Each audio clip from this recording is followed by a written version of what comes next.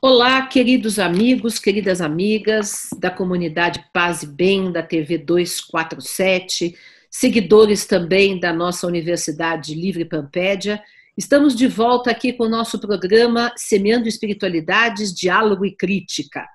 E hoje o assunto é triste, é contundente, mas é necessário, é urgente nós nos posicionarmos.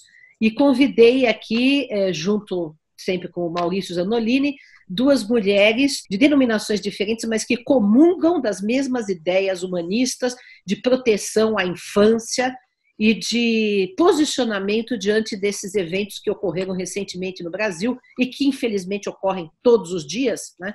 De estupro de uma criança e da necessidade do aborto, né? E que os conservadores de extrema-direita se puseram contrários a esse aborto. Então, temos aqui hoje presentes a pastora Romy Benck e a Isabel Iancarini, né? E pastora luterana. A Isabel pertence à comunidade católica e faz parte de todo o movimento de economia de Francisco. Eu já vou apresentá-las melhor, mas antes, para a gente iniciar a nossa meditação e a nossa discussão do dia, eu quero, como sempre, falar uma poesia.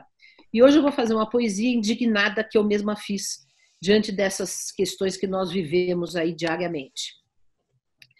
Quantas vidas ceifadas, quantas flores arrancadas, quantas infâncias perdidas, esperanças esfaceladas, a violência que rouba o corpo, a violência que fere a vida, a violência que estupra e mata e que provoca ferida que jamais será curada. Homens brutos degradados que fazem do amor e de agrados gestos desvirtuados e, em vez de proteção e delicados cuidados, oferecem maldição, tortura e sonhos devastados.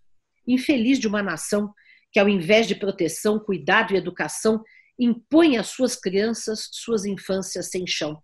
Haja mais luta, mais ação, mais vida, mais compaixão, que nossas crianças floresçam com graças em profusão. Então, esse é nosso início de conversa. A pastora Romy é uma pastora luterana, né? É mestre em Ciências da Religião pela Universidade Federal de Juiz de Fora, não é isso? Trabalha no Conselho Nacional de Igrejas Cristãs do Brasil, integra a coordenação do Fórum Ecumênico, né? E a Isabel é jornalista, minha colega, que eu também sou. Jornalista, tem mestrado em Sociologia e Geografia, e você fez, na Unicamp, né, você fez justamente sobre a encíclica Laudato Si, que eu acho uma maravilha de encíclica, gosto demais. Nós já até fizemos aqui programa sobre a encíclica com... Olha aí que beleza. Mas depois eu quero ver a sua dissertação, viu? Porque eu fiquei bem interessada.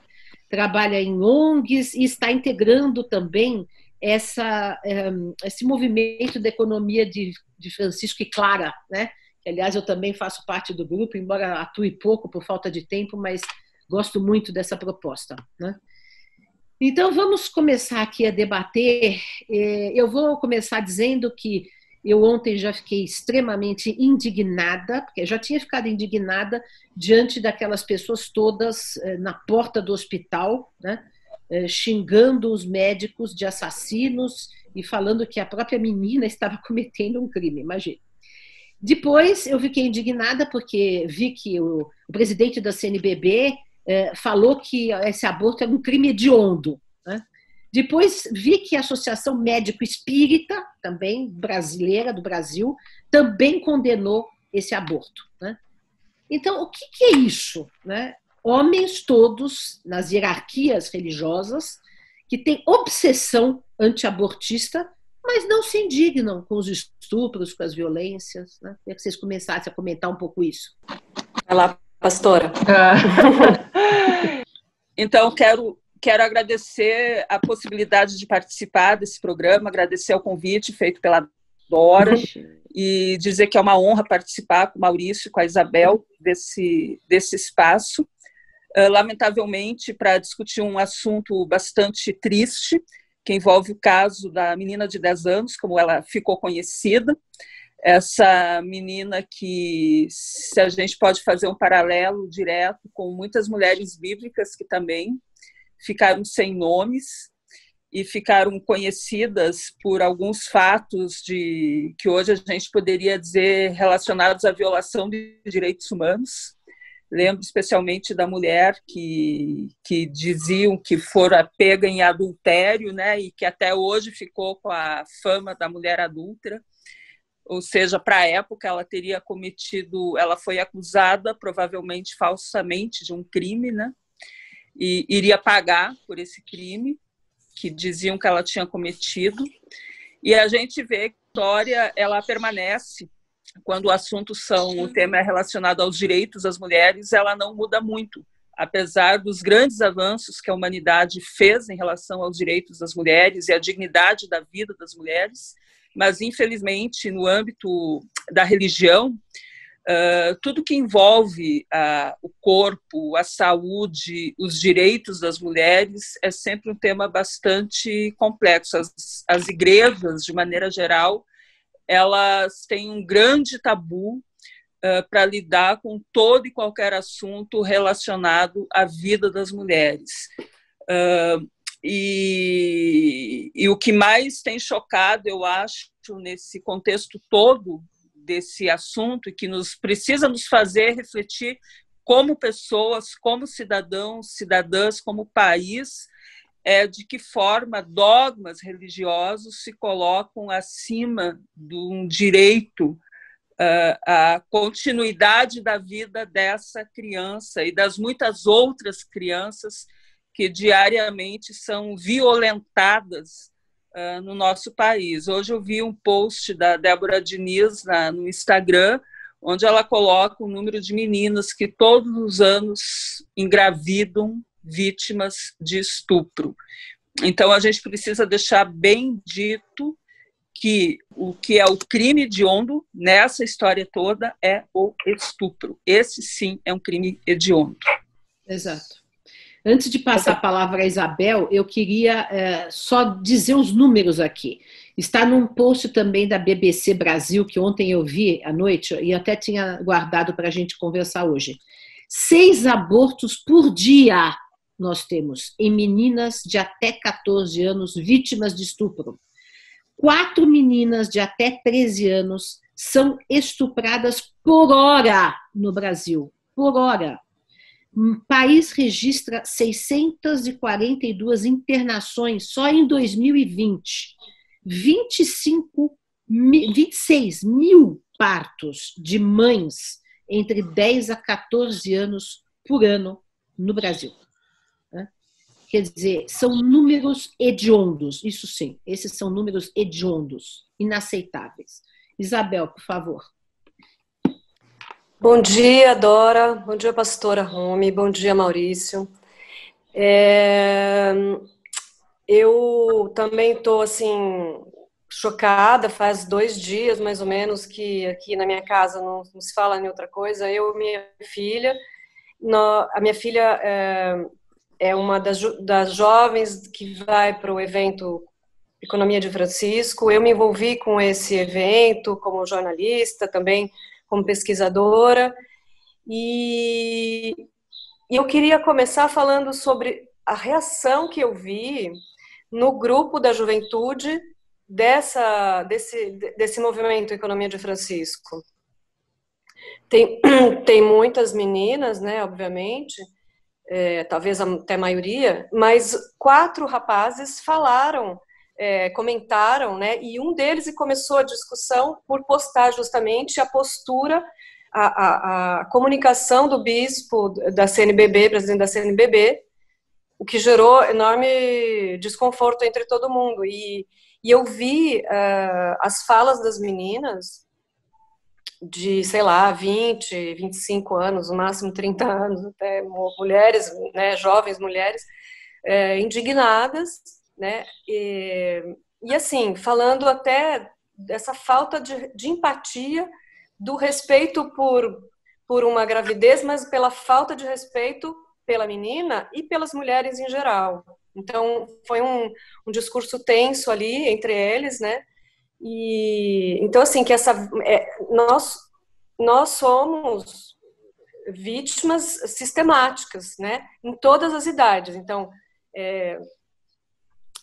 essa menina como a Dora disse, os números gritam, né? Ela é um exemplo de milhares de pessoas que diariamente, até, enfim, que anualmente, né, sofrem. Então, os seus números, Dora, tem aqui, eu tinha também trazido uns números, 53,8% das pessoas que sofrem abuso são meninas até 13 anos. Mais ou menos, né? E o que me chamou mais a atenção no início foi o fato de que as redes sociais incitadas pela ultradireita fizeram, né? Foi falar da menina e todos os comentários voltados para ela, mas acho que não vi, talvez uma pessoa eu vi falando sobre o estuprador. O foco não foi o bandido, mas a vítima. Exato. Esse processo de culpabilização das vítimas é uma coisa absurda que acontece no caso das mulheres, sempre, né? Violência doméstica, estupro, sempre as vítimas são culpabilizadas, né? É isso. Eu fiquei impressionada com esse ponto em primeiro lugar, né? E depois com a questão do médico, e depois com a questão da política, e depois com a questão de como a gente ignora todo esse cenário, né? Nós ignoramos esse cenário, né? Nós temos privilégio por sermos mulheres que têm estudo, que têm uma capacidade econômica e em qualquer situação podem recorrer a um hospital, têm acesso à justiça, etc., né? Então, são várias dimensões da coisa, mas o que mais me chamou mesmo a atenção foi isso, essa falta de foco sobre quem deveria ter o foco, né? Que é o homem estuprador, um assassino, né? Exatamente. É isso que é chocante, né? Porque não existe, a indignação é seletiva, né? E só se foca na atitude das vítimas e não na atitude do carrasco, daquele que executou o crime, né? Isso, agora, o que também me constrange é o seguinte: eu recentemente vi um documentário sobre o Papa Francisco, que é uma pessoa que eu admiro muito, mesmo não sendo católica, eu gosto muito dele. E, assim, o documentário é interessantíssimo, gostei, etc. Mas uma coisa foi me chamando a atenção e me dando mal-estar, porque ele, naturalmente, tem feito um trabalho interessantíssimo de diálogo religioso com diversas correntes, enfim, né, uma coisa bem abrangente que acho que até agora nenhum Papa tinha feito com tanta profundidade, né? E o que você vai vendo? Que praticamente todas, mas todas, talvez tivesse assim, meia exceção, né? Todas as lideranças religiosas, todas, muçulmanas, ortodoxas, judias, das igrejas cristãs, protestantes, diversas, enfim, todas lideranças masculinas, né? Ou seja, as religiões estão nas mãos dos homens, né? Isso há milênios. Isso há milênios. Quer dizer, um homem que houve que era, na minha visão feminista, era Jesus, e ele não foi seguido. Não foi seguido até hoje, né? Porque ele teve várias frases, essa inclusive da adúltera, da chamada adúltera, né? Quem estiver sem pecado, tira a primeira pedra, porque todos os homens que estavam lá apedrejando, naturalmente, eram eles os adúlteros, né? Eles que eram os adúlteros. Então, vejam, apesar de termos tido, no caso da denominação cristã, um homem que falou com as mulheres, né? Que falou, e que deu voz para as mulheres, mas depois a Bíblia, de certa maneira, deu um jeito de calar essas vozes, né? Mesmo assim elas aparecem, né? Não conseguiram ser totalmente apagadas, né? Porque hoje nós sabemos, né, que existiu Madalena, que existiu Joana de Cusa, que existiram aquelas mulheres que o acompanhavam, enfim. Mas mesmo no cristianismo, né, ou, por exemplo, mesmo no espiritismo, que é a minha tradição, né, que, por exemplo, diante da ideia da reencarnação, é impossível ou deveria ser impossível ser machista, né? Porque se você é um espírito, o espírito não tem sexo, né? E ele pode reencarnar ora homem como mulher, então qual é a diferença? Não tem hierarquia, né, entre homens e mulheres. Mas aí também, no meio espírita, tem machismo, quer dizer, o patriarcado é alguma coisa tão arraigada, tão profunda, né? E as religiões estão nas mãos dos homens. E, portanto, as religiões legislam e impõem dogmas machistas, né, que oprimem as mulheres. O que nós, mulheres, podemos fazer a respeito disso? Né? Gostaria que vocês comentassem. Eu trabalho o tempo inteiro por isso, mas queria que vocês comentassem aí dentro de cada tradição, de cada corrente, de cada trajetória de vida. Então, Dora, você tocou num assunto fundamental, assim, e que é o papel do patriarcalismo nas tradições religiosas. As tradições religiosas, em especial as monoteístas, elas são estruturadas pelo sistema patriarcal desde sempre, né? Pensando no cristianismo, ele surgiu num contexto lá do que hoje seria o Oriente Médio, e o patriarcado era a cultura, era o sistema dominante, né? E a religião, nesse sentido, ela foi se organizando, estruturada em problema da relação entre o judaísmo do período bíblico com o Império Romano, que estabeleceu uma relação de poder, de exploração do povo, e isso depois também foi transferido para o próprio cristianismo, enquanto religião, a partir do momento em que Constantino, né, se apropriou dessa religião e tornou o cristianismo numa religião de Estado. E aí ficou o poder acima do que a gente poderia dizer do Evangelho, da Boa Nova que essa religião tem que o cristianismo tem para apresentar.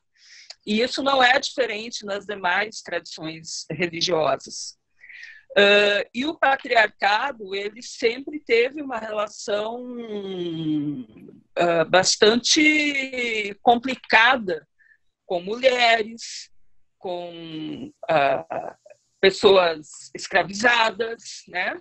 Porque com crianças também, com crianças, exatamente. Ele foi estabelecendo as hierarquias sociais e ele é perpassado por o que a gente chama hoje no movimento feminista, por classe, por gênero, por questões geracionais, por raça, e isso tudo se manteve muito sólido e tem o poder de sempre de novo se renovar. E eu penso que nos últimos tempos, assim, eu fico observando, eu noto que tem todo um retrocesso eu vou falar da minha tradição, que é o cristianismo, mas aí, então, nas diferentes igrejas, eu noto que há todo um retrocesso nas igrejas quando o assunto diz respeito à participação das mulheres.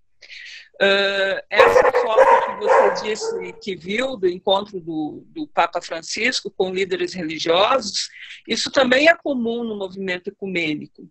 Então, o movimento ecumênico, que é um movimento de direito, assim, que se relaciona à fé, direitos humanos, diversidade, diálogo, ele também, nas suas estruturas de liderança, é majoritariamente masculino. E porque me parece que há inconscientemente ou conscientemente, eu não sei, olhar todo um zelo para que as mulheres sempre fiquem ali naquele papel do serviço, entendeu? Aí vem com aquele discurso, não, porque o Evangelho nos convida a servir, só que quem precisa servir são sempre as mulheres. Sim. Então é um discurso altamente manipulado, direcionado. A teologia feminista, por décadas, tem dado contribuições valiosas para a teologia, mas procura alguma editora cristã, dessas grandes editoras, que publique obras da teologia feminista. Tu não vê. Eu, por exemplo, eu estudo teologia e eu nunca li uma teóloga mulher, né? Nunca. Porque não aparece, a não ser que as mulheres façam o discurso do sistema. eu acho que essa é uma grande crítica assim, que teólogas feministas católicas também fazem para todo esse debate que existe, por exemplo, da ordenação ou não de mulheres na Igreja Católica. Elas dizem assim, mas vamos nos ordenar para fazer parte dessa estrutura? É melhor não. Ou a gente muda a estrutura ou deixa como está, porque, né, ter a conivência do jogo, e isso não é só na Igreja Católica, isso perpassa o conjunto das igrejas. Então, assim, e aí me parece que o poder pelo poder, ele se coloca acima da mensagem central, sabe, do Evangelho, que é essa mensagem inclusiva e principalmente de transformação das estruturas. Sim. Que essa foi a grande crítica de Jesus.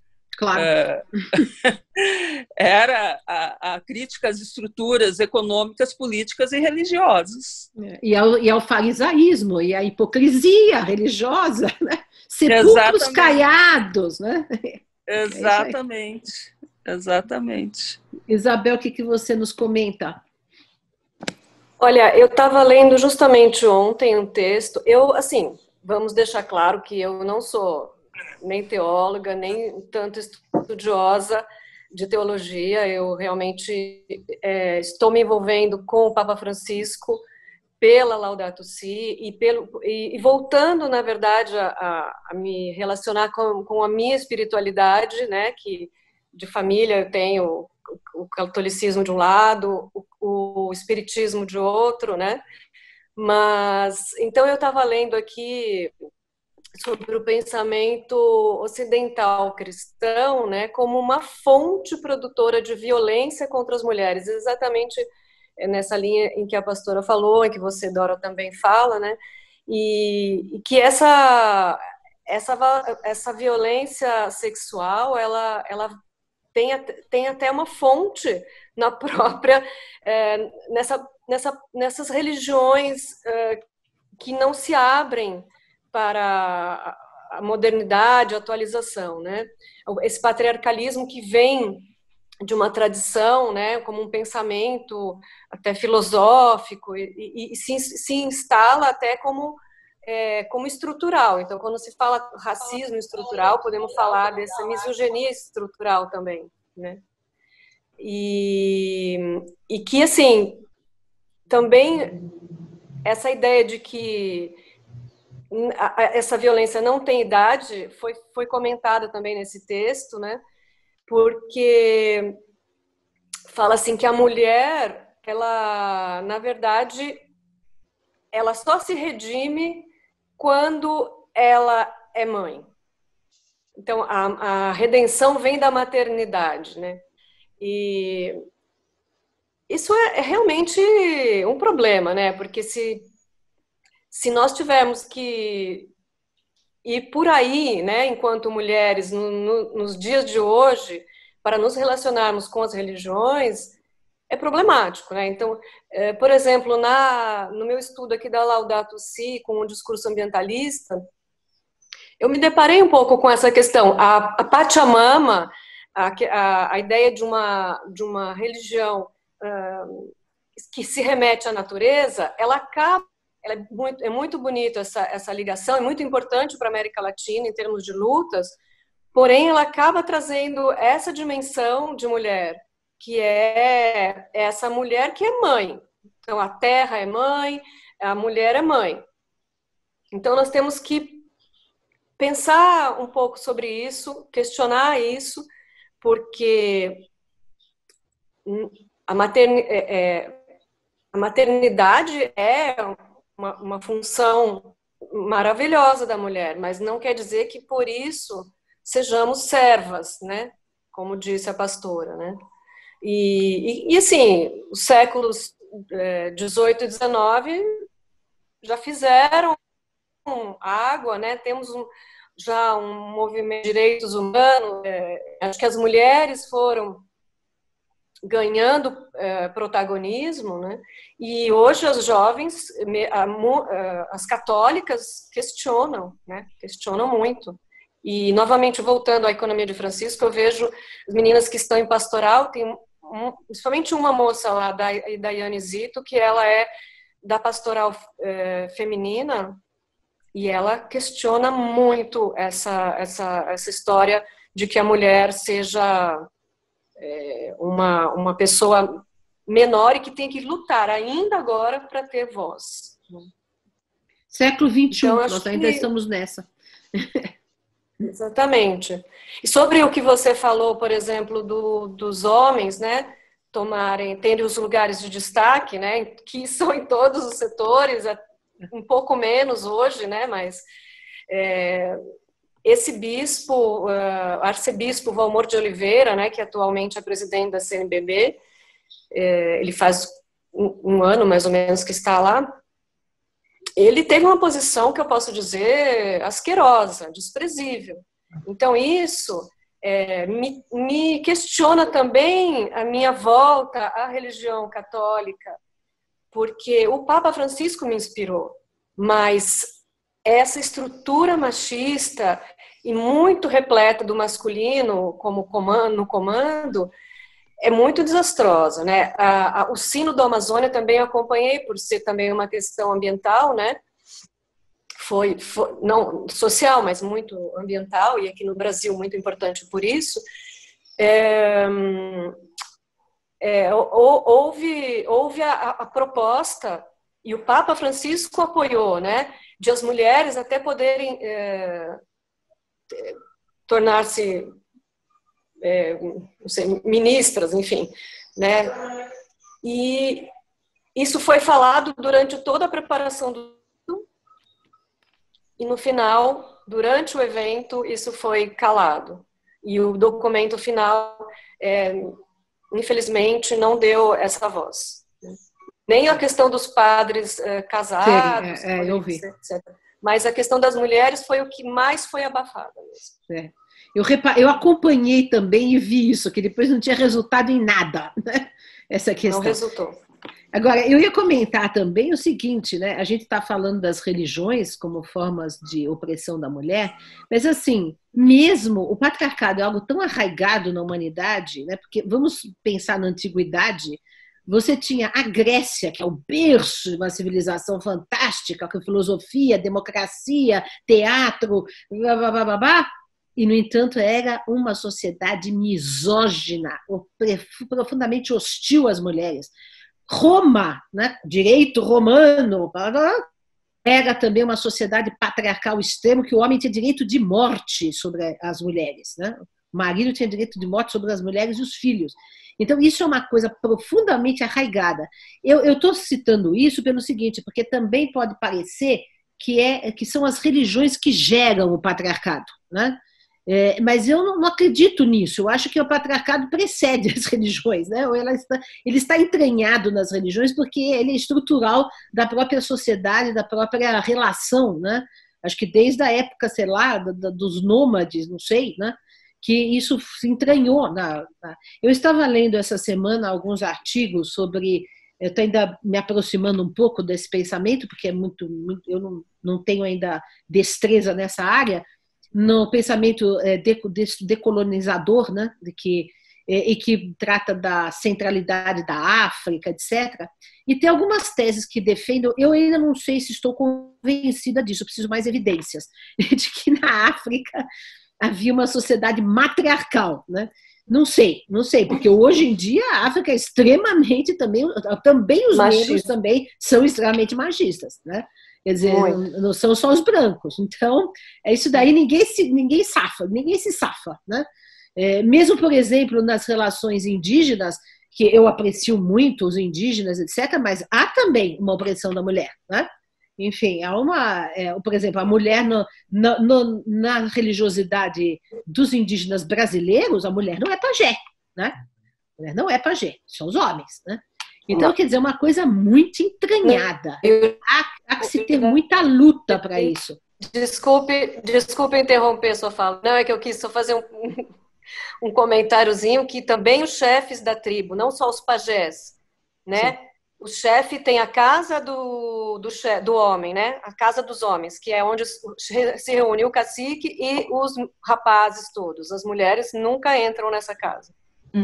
Então, mas eu queria fazer uma provocação, porque eu estou aqui do outro lado. E assim, eu sempre observei na minha vida inteira essa questão da masculinidade, da relação entre homens e todos os problemas que tem nessa relação. E hoje eu entendo que o patriarcado, o machismo, é uma religião, na verdade. Ele tem esse sentido de seita, porque ele obriga os homens a aceitar determinados dogmas. Se você não aceita esses dogmas, você é taxado de homossexual, você não faz parte do grupo. Então, é uma questão de fazer parte do grupo. E ele traz, quer dizer, se você aceita esses dogmas, você então tem o benefício de ser aceito no grupo. Basicamente, essa é a troca, né? Assim, um episódio que eu acho que é interessante só para ilustrar, e a gente ter a partir daí pensar um pouco. É muito comum hoje, que tem as tecnologias todas, as pessoas terem vários grupos no WhatsApp, né? Então, e já fizeram estudos a respeito disso, grupos de homens no WhatsApp, o que rola nesses grupos, como é que funciona. Exatamente porque eu sempre questionei isso, sempre achei desconfortável essa relação com os homens, eu não tenho nenhum grupo que só tem homens, né?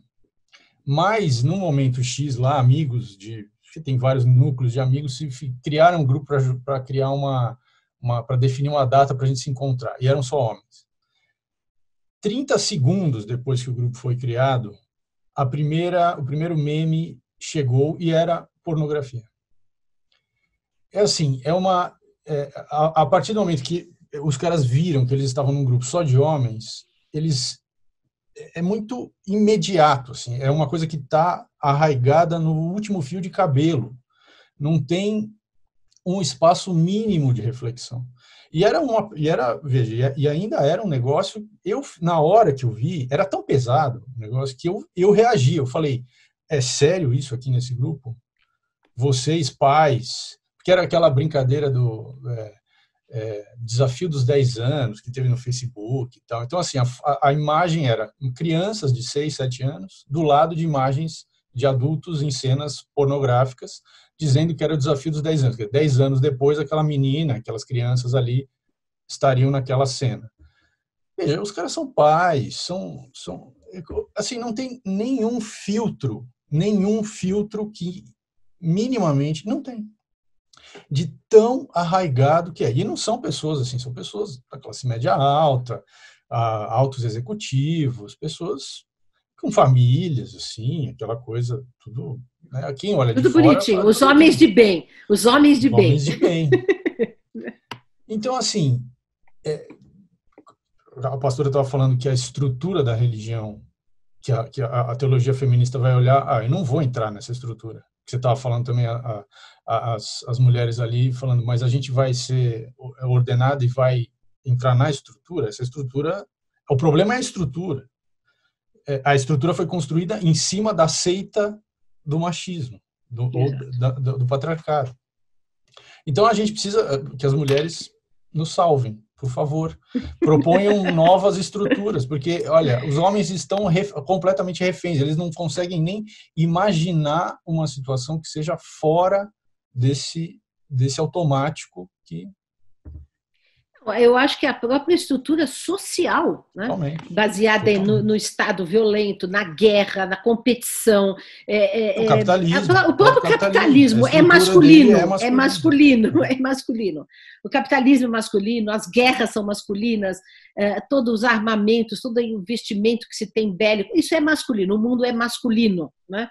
Então, quer dizer, você falava da maternidade, mães jamais quereriam guerra, né? Jamais quereriam as guerras, né? Porque a mãe não quer que o seu filho morra na guerra, né? Enfim, então essa é a questão que nós realmente, por isso que eu digo sempre que para a gente mudar o mundo, a gente tem que abolir o patriarcado, né? E aí, realmente, o Maurício também, nós já entrevistamos aqui um rapaz que é muito nosso amigo, que inclusive dá aula na Universidade de Pampéria, que é o Leandro Shoas, que faz esses círculos de masculinidade, né, de homens, ciclo de homens, para discutir, porque nós temos que desconstruir essa masculinidade tóxica, violenta, competitiva, opressora, que é opressora para os próprios homens, né? Eu fiquei pensando, por exemplo, nesse cara que estuprou a sobrinha dos 6 aos 10 anos, né? Quer dizer, o cara é um doente, é um criminoso. Como que ele pode ser uma pessoa feliz, normal, quer dizer, sabe? Enfim. Uma pessoa torturada, com certeza. Exato. Queria que vocês comentassem mais um pouco essas questões aí. Eu queria chamar atenção para duas coisas, uma que foi dita pela Dora e outra pelo Maurício. Assim, é claro que a religião, assim, nem vamos falar de religião, porque religião já pressupõe uma institucionalidade.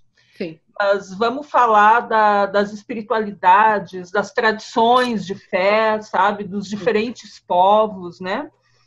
O patriarcado é muito anterior a isso, porque eu acho que as diferentes tradições de fé, elas são atravessadas também pelo que a sociedade, pelos processos que vão formando a sociedade. Sim. E por isso elas se institucionalizam e acabam virando um braço direito do poder.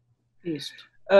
Porque se a gente olhar para todos os movimentos, os principais movimentos religiosos, a gente vê que eles começam de uma maneira muito livre, sempre questionando o poder. Foi assim no espiritismo do Allan Kardec, né? Ele também foi uma pessoa que foi extremamente perseguida, estigmatizada, sim, pela inovação que ele trouxe para aquele período.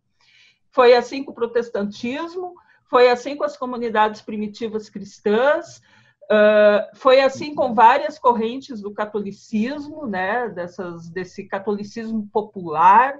Então, a característica de ser dissidente de uma estrutura de poder é comum a todas as tradições de fé. Agora, e depois elas vão perdendo isso e se cristalizando. Exatamente. Depois elas vão perdendo isso e vão se cristalizando, vão entrando nesse jogo do patriarcado e do poder pelo poder. E aí é que se corrompe. E o que a gente tem hoje, eu vejo, sim, é uma estrutura corrompida de religião.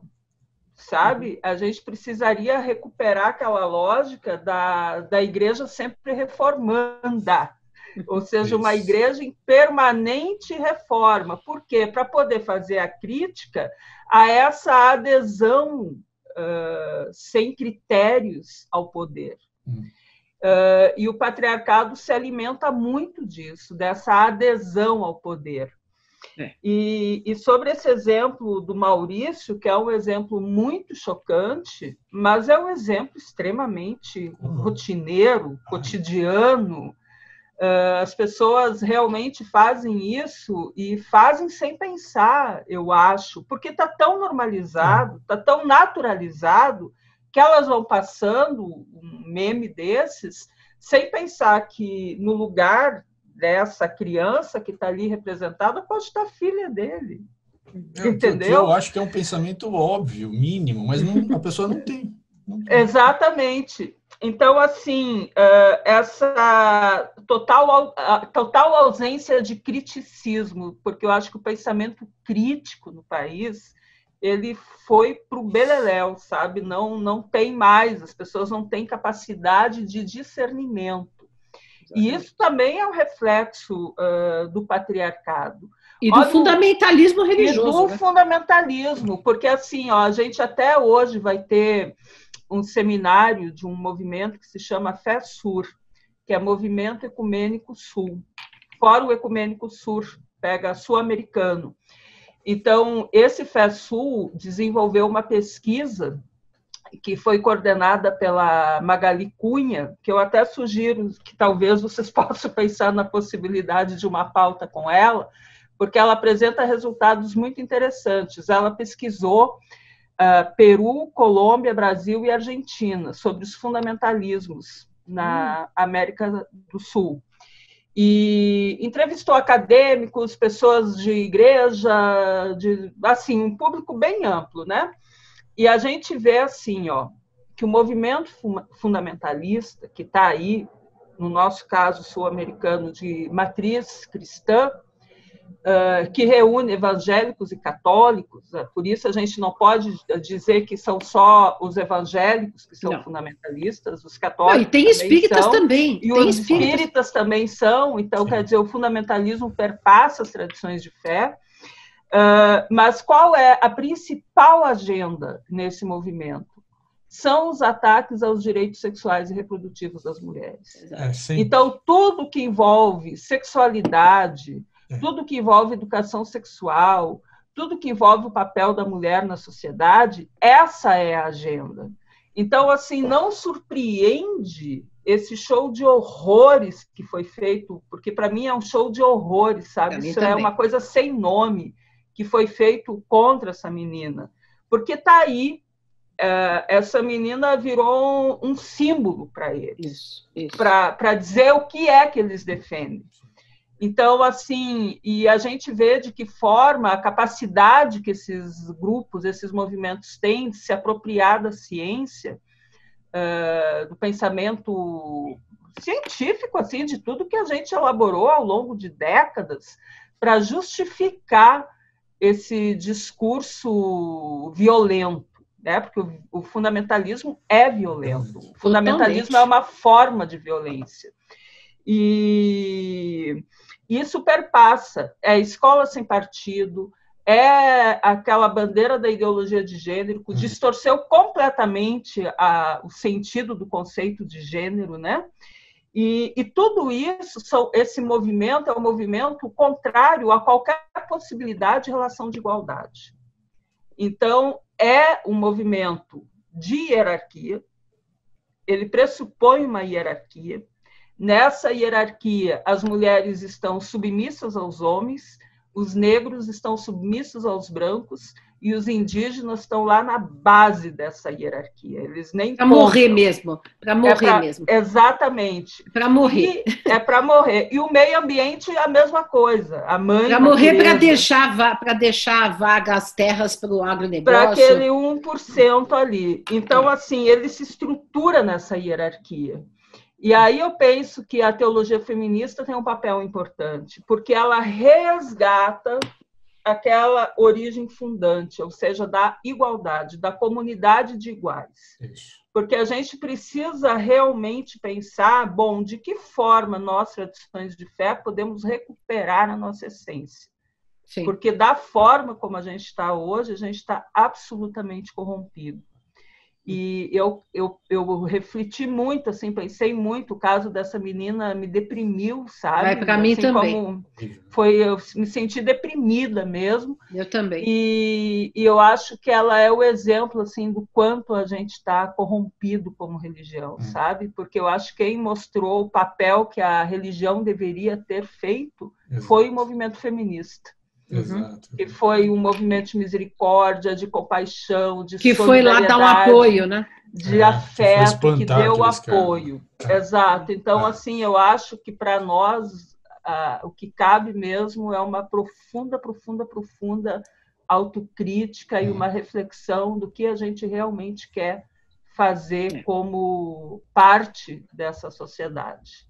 Deixa eu falar uma coisa, infelizmente o nosso tempo já esgotou faz tempo, mas eu ainda vou dar a palavra para a Isabel, para ela fazer as considerações finais, e a gente voltaremos a esse diálogo inúmeras vezes. Convidarei vocês novamente, outras mulheres também, inclusive eu quero que você me passe o contato dessa Magali que você citou, para a gente poder aprofundar esse assunto, que para mim é de alto interesse, e, enfim, né? Seria interessante trazer também uma muçulmana, é difícil achar aqui no Brasil, né? Uma muçulmana para falar dessas questões também, mas enfim. Isabel, por favor. Estou como vocês, né? Ainda um pouco como se tivesse sido atropelado por um caminhão, assim, né? Porque a gente às vezes esquece desses números que nós falamos lá no início, né? Mas é isso que acho que a pastora falou, né? A estrutura, claro, não é a religião em si o problema, mas é como ela vai se constituindo em aliança com os estados patriarcalistas, machistas. Nem o próprio capitalismo veio depois, isso já era anterior, né? Então, essas estruturas, elas são, talvez desde que os humanos tomam consciência de si, mas a Dora depois nos diga sobre suas pesquisas das comunidades matriarcais aí, né? Eu ainda não fiquei convencida, ainda estou pesquisando, vamos ver. Mas parece que a coisa, né, é assim, milenar, então essa, como disse a pastora, essa aliança, né, com essa violência do Estado e com essas perspectivas de ódio que hoje nós vemos, elas são alianças que se renovam, né? Elas vêm de trás também e vão se renovando. Então, eu fiquei muito impressionada que, no fundo, também era uma questão política, como eu falei, tinham várias dimensões, né? Mas era uma questão política dessa moça bolsonarista que estava chamando ao ódio. Então, até me pareceu que foi um conluio, inclusive, de levantar essa questão dessa maneira para, ainda mais uma vez, tirar o foco do que é importante, das ações desse governo contra, na verdade, a vida, contra os direitos, contra as mulheres, e isso todos os dias, só que nós nos esquecemos disso. Né? Então, por que foi levantado agora isso? Foi essa moça, que nem nome direito tem, né? É um avatar, essa moça, que levou aquele pessoal fundamentalista raivoso à porta de um hospital. Né? O médico, ele ficou chocado, ele disse com grande orgulho que tinha sido excomungado 2 vezes pelo arcebispo de Pernambuco, né? E que toda a equipe médica tinha sido já excomungada várias vezes. Então, assim, essa aliança com o Estado, com a ciência, na hora que interessa. No entanto, isso se dissocia no momento em que a gente realmente vê o problema, né? Que a ciência é também pela vida, né? Assim como a religião deveria ser, né? Então, são jogos políticos que vão se mostrando, e é muito bom que nós vejamos isso, muita dor, mas é importante pelo que menos nós fique escancarado. Nossos olhos. Pelo menos ficam escancarados os nossos problemas fundamentais para que a gente possa lutar contra eles, né? E aí, essa questão, nós estamos com mais de 110 mil mortos por negligência, né? Por falta de responsabilidade, inclusive governamental, e as pessoas vão lá, na porta de um hospital, se incomodar com um feto que ainda não nasceu, que é fruto de um estupro, né? Quer dizer, como se aquilo, como disse o bispo, é um crime hediondo. Aí os 110 mil não é crime hediondo. Né? E ninguém aparece para falar nada. Ninguém aparece para falar nada. Então, quer dizer, realmente, e fora as crianças, né, que são mortas nas favelas, que são baleadas, que são, enfim, enfim. Mas então deixamos aqui explicitamente a nossa indignação de seres humanos, de mulheres, de pessoas que têm uma espiritualidade, mas que não abdicam da crítica, né? E nós voltaremos a tratar desses assuntos. Agradecemos muito a pastora Rome, agradecemos muito a Isabel pela maravilhosa participação. Infelizmente, hoje a internet não contribuiu muito, mas mesmo assim deu para a gente se entender, tá bom? Então, ficamos por aqui. Vá que a internet seja patriarcal também. Pode ser, né? Pode ser. Existem possibilidades. Que ela seja, provavelmente. Então, tá bom. Foi então, um grande prazer, abraço. gente. Grande abraço para vocês. Obrigada. Tchau, pessoal. Obrigado. Tchau. Um beijo. Tchau.